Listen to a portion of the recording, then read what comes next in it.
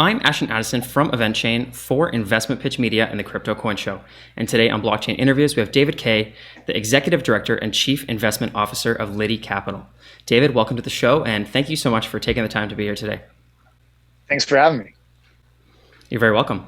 I'd love to kick it off for the viewers with just a little bit on your background in the space, and then we can dive into Liti Capital.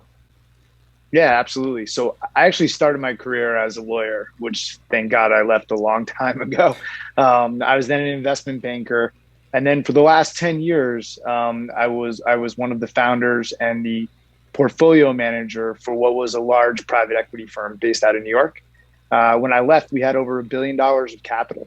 And we were really focused solely on litigation financing and complex arbitrations and litigations that take place around the world. So this has been in my blood for a long time. I took some time off for COVID, which was nice. I was lucky. Most of the people that I know were not affected. And I'd been traveling for about 260 days a year before that. So it was good to connect with the family again. And then, for the last year, I've been sitting on boards of some larger public and private entities until I met Jonas and the guys. And when they told me this idea, it blew me away. I didn't know that there was anything that could get me to, come back into, this kind of craziness full time, but they did. Mm-hmm. That's a great background. And I can't believe you've been traveling that much. And now being in the blockchain space, it seems like you really can be anywhere. But I know that your team is working on a bunch of litigations that we can dive into. And I don't think a lot of the viewers are probably familiar with litigation finance. A lot of people understand finance, but it's rare that they hear about litigation finance and what Liti Capital is doing. Maybe you could explain a little bit surrounding what exactly is litigation finance and how is Liti Capital involved in that? Yeah, it's a great question. So litigation finance, in short, is a process by which we help to finance the cost of litigations for people that couldn't otherwise afford it, right? So in exchange, we get a percentage of the upside. And probably the best example is, let's say, Ashton, that you started a company, okay, EventChain. And 2 years from now, HugeCo comes and says, I'm going to buy it from you for $15 million. And you're like, great, $15 million, I'm in, I'm a seller. You sign a contract, and there's a clause in the contract that says that if you do anything that could hurt the brand, they could terminate you and not pay you the $15 million, which you never think is an issue, right? You do something small like post a silly Twitter picture of nothing with nothing, and HugeCo claims that you violated the contract. They take your company, right, and they don't pay you. Now, you didn't really do anything wrong, okay? But HugeCo is willing to spend $3 to $5 million to fight you in court for the next 2 to 3 years. Now your business is gone, your income is gone, and what do you do? And the sad thing is, what with most people, what happens is they actually walk away. This whole idea that the bad guys don't win is actually not true. A lot of the time, the bad boys and the HugeCos of the world, even if they do something that's not appropriate, they win. Sometimes people will put up a little bit of money, mount a slight defense, and HugeCo will come in and say, look, you made your point. We'll give you $2 to $3 million to walk away, which is a huge amount of money. And almost everybody else takes that money. What we do is something different. What we do is we step in and we say, no, that's not appropriate. This is ridiculous. We will finance you the full cost of the litigation. If we lose or you lose, there's no liability for you. We take 100% of the liability. And if you win, we'll take a percentage, right? Let's say 20%. Now we stand up to HugeCo. HugeCo's lawyers know of me and the great lawyers that we get from you. We fight them. And a lot of the time, not every time, but a lot of the time, we win. And now, Ashton, you've walked away with $12 million, very happy to give us our $3, and everybody walks away happy. So that's kind of a short example of how it works. That's a great example. Thank you.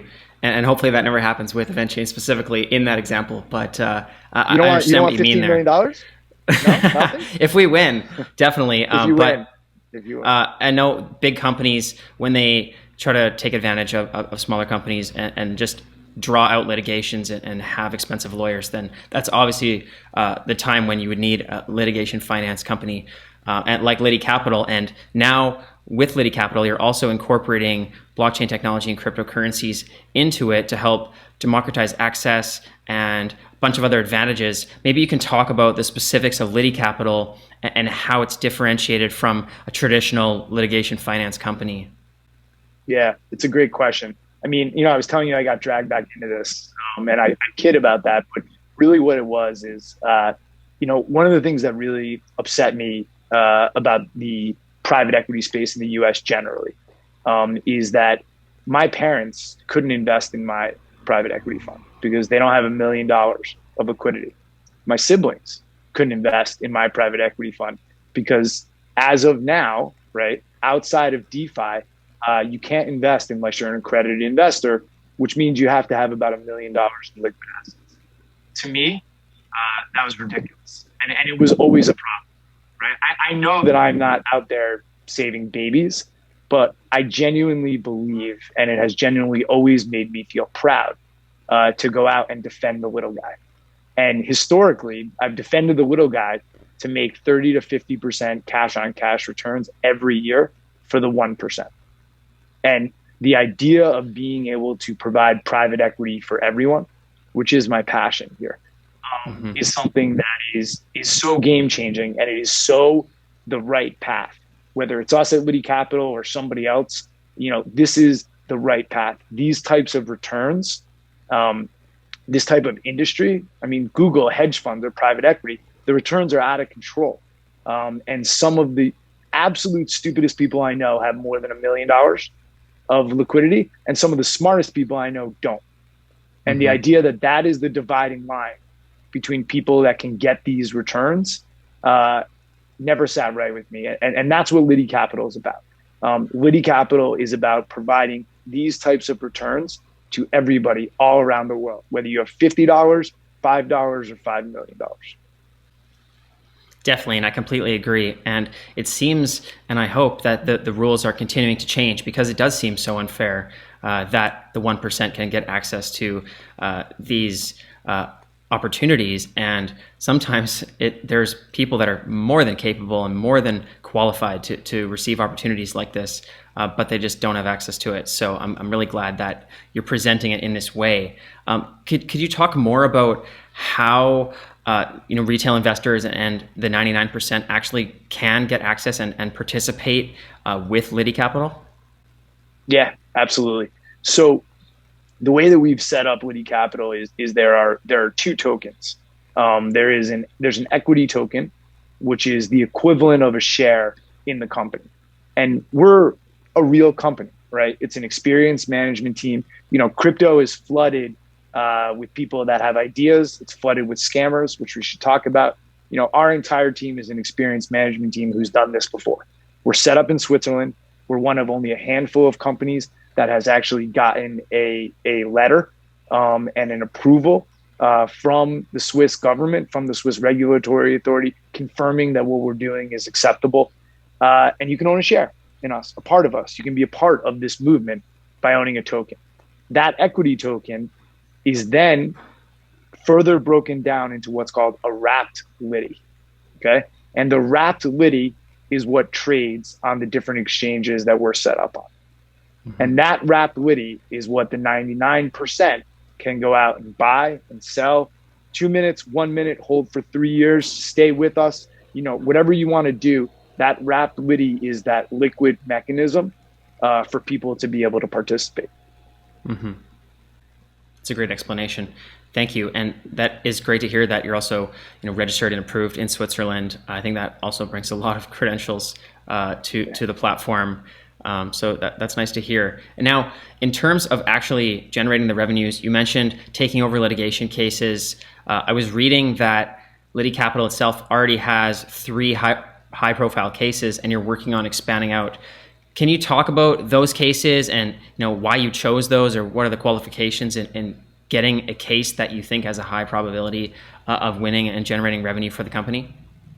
Yeah, I mean, it's a great question. The interesting part about this is that's the easy part. right? For me, for the better part of the last decade, I have been diligencing, collecting, working on, and ultimately collecting capital for, when we've gotten judgments, litigation finance cases. That's what I do. The new part to me is actually the crypto side and the blockchain side. So it's a little bit of art, it's a little bit of science. Just like anything else, you get a feel for what's a good case. The things that are important to us is obviously who is the plaintiff and who's the defendant. There's all these rules around law and complicated statutes, but you would be surprised at how many cases by experienced judges and juries alike that are decided based on who they think is the good guy and who they think is the bad guy, right? So understanding who is on both sides of it is hugely important. Where it's being litigated.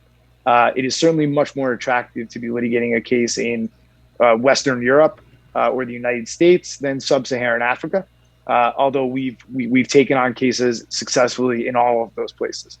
And then I would probably say one of the most important determinants and one of the things that's the most overlooked is who is the defendant.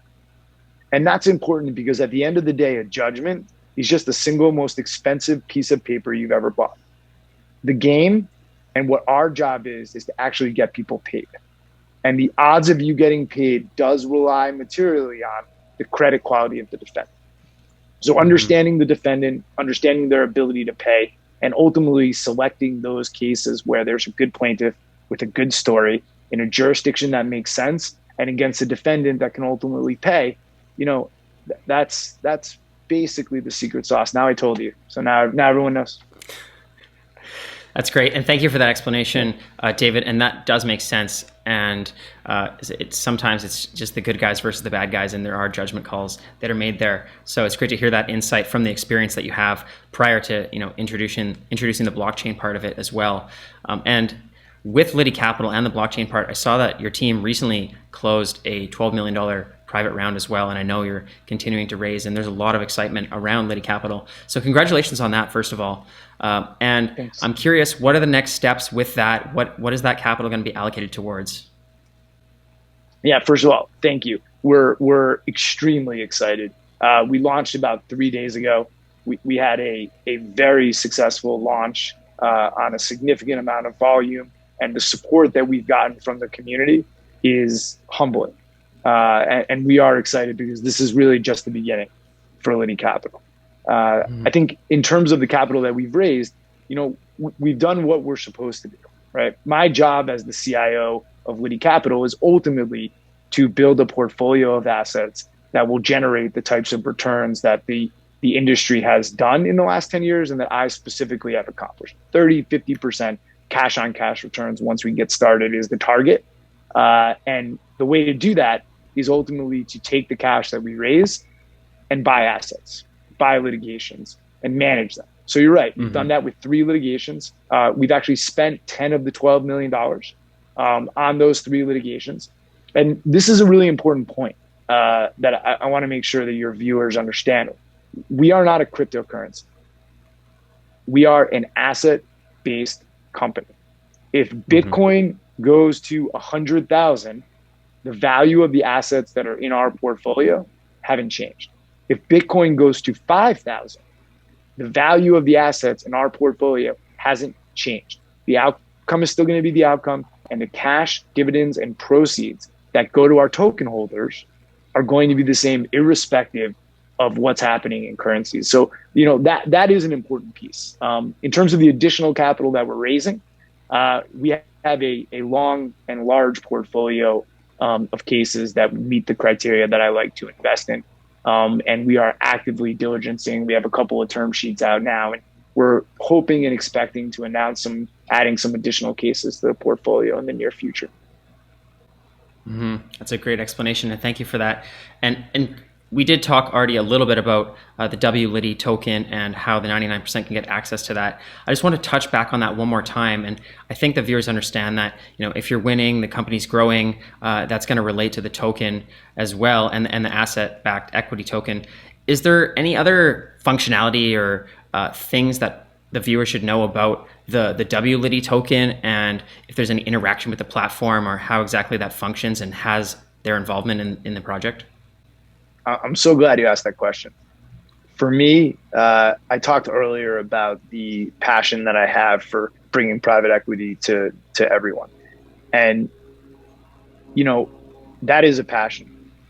But what really got me just jumping in this with both feet is part of this project is that the founders and I have agreed that 5 to 10% of every dollar we raise, not profit we generate, dollar we raise, is going to be put back in the community to find, prosecute, and recover money taken by crypto scams and crypto frauds. Okay, so I want to just be clear that if we were able to raise the same amount of money as I had in my last fund, $1 billion, there would be $50 to $100 million that we would have, where our goal is not to make money. We're going to get our expenses plus 10% for our overhead, and the remaining 90% will go back to the people who were scammed. And it is, you want to talk about the time being now? The time is now for this. Crypto fraud and crypto scam is a scourge on this community. And right now, governments are not incentivized to stand up and do anything about it because crypto is not being regulated. Individuals and other people either can't afford it or it doesn't make sense because it's simply not profitable. The only way that we are going to stand up is if some organization stands up and says, I'm not doing this to make money. I'm doing this because it's the right thing to do. And with the particular skill set of me and my partners, we know how to go get people. We know how to find them. And we ultimately know how to bring money back in. And so this, we believe that this is going to be a very material part of the offering. And I don't know if you saw it or not, but we've already had our first successful case with an influencer and friend of mine, Coach K, who is a relatively well-known person in the crypto sphere, who we got introduced to because he was scammed. He lost $250,000 to a scammer, and we were introduced to him. And he brought us on the show. And within 48 hours, we had located a scammer. We had located where he was, what he had done with the money. It's actually worth watching. You can go to his channel or any of the Liti Capital sites and take a look. But this is not words. Words are one thing, actions are another. And Liti Capital is here to stay with that. And these scammers, a lot of them are going to hear from us really, really soon. Wow, that's definitely great to hear, David. And I'm so glad that your team is focused on that and giving back, because it is an issue in crypto, but I don't think it's something that people should be afraid of. The no coiners and people who haven't got into the industry yet, they hear that this is the main thing. It sort of deters them from entering the space altogether. But as you've clearly shown with the creation of Liti Capital, there's so many advantages and benefits of having these cryptocurrencies and introducing it and democratizing access to this capital. So the benefits definitely outweigh the negatives, but I'm so glad that your team's focused on that as well. So that's really great to hear. Ashton, I'm telling you, I really believe that it is one of the primary things that are holding back this industry. That fear of being scammed and the number of people who have been scammed, it's poison. And we gotta stand up and say enough's enough. You'd be shocked. So the people that we're going after, generally when we are going after people to repay for wrongs that they've done, they at least make an attempt to hide themselves and their assets. There is no fear among these scammers. They are not hiding. They are not going anywhere. They don't believe anyone is coming. It is absolutely unbelievable to me. And at the very least, hopefully what Liti Capital will be able to do with the Coach K story and the other stuff that's coming. On the 9th of July, we're going to announce the next 3 cases that we're potentially going after. And only WLITI holders get to decide which of those 3 cases we ultimately go forward and prosecute. We're announcing that on July 9th. And I think that what you're going to see and the minimum effect that we want to have is to make these people afraid. Because I believe that somewhere between 25 and 50% of these cases will go away if there's even the smallest bit of fear to get caught. There's going to be these real criminals that there will be a problem for a while. It's a deep-rooted problem. But I think there's a chunk of it that just comes because nobody's afraid of getting caught. There's no downside. And we're going to change that. Definitely. That's great to hear. And you did mention there you're introducing more cases in early July here for the WLITI token holders also to have a say in. We are running short on time, David, but I would love to hear the best ways for the viewers to learn more about the WLITI token, Liti Capital, how to get a part of this platform and get involved. Absolutely. So you can come join us on our website, liticapital.com, on Telegram, Liti Capital Official, on Twitter, at Liti Capital. It is, and if you have been scammed, you can email us at scambuster@liticapital.com. And please join us. If you've been scammed, or if you want to be a part of a community where you can invest the same way the 1% has been able to invest, we really, Ashton, I think I told you at the beginning, our goal is to get this message out to everybody. Everybody has the opportunity to, not only should have the opportunity and now does, to invest like the 1%, but also to be part of a community that protects its own. And Liti Capital is the place for both. And we hope everybody comes and checks us out. Definitely, David. And I will leave all of those links in the description box below for the viewers as well. All the best with Liti Capital and the whole platform moving forward. I'm really excited to see how these initiatives play out and to make the crypto space a safer space as well. So thank you so much for that. And let's follow up in the near future. Thanks for having me, Ashton. Sure thing.